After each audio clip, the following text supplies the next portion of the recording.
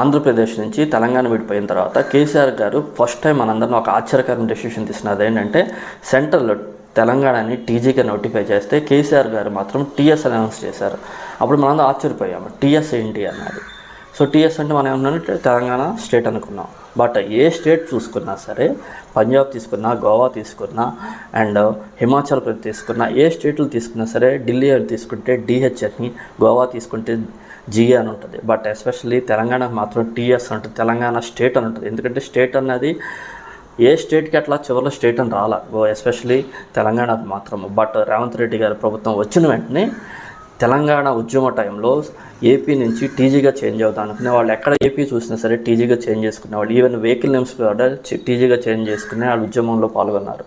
So వాళ్ళకు స్ఫూర్తిగా TS నుంచి టీజీగా చేంజ్ చేస్తారు. ఇది మట్టుకు చాలా కరెక్ట్ ఇంప్లిమెంటేషన్ అనుకుంటున్నాను. మీరేమనుకుంటున్నారు కింద నాకు కామెంట్ తెలుసు.